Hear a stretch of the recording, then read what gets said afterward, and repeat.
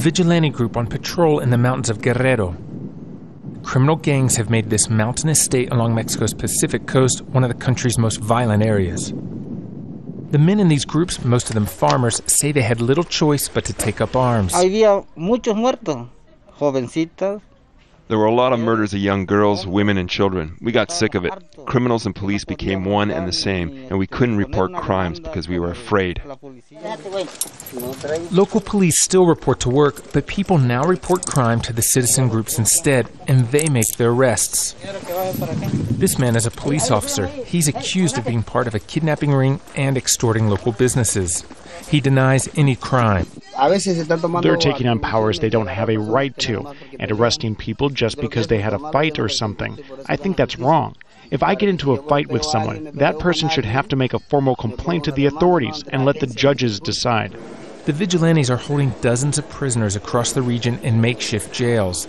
They've held trials in their own courts, sentencing people to community service and what they call re-education programs.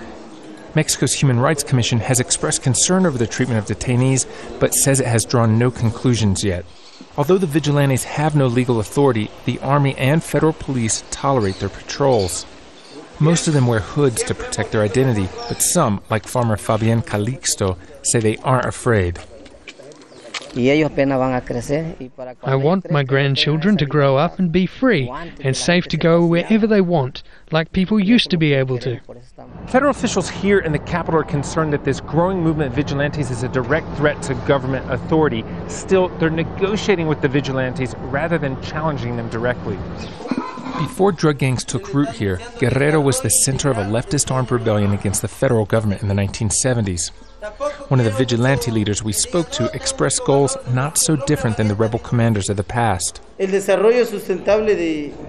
What we want is sustainable development for all, to get rid of poverty, because the father of all crime is poverty. But these villages have been neglected for centuries, and dislodging poverty from these rugged mountains could be an even bigger challenge than pushing out the gangs.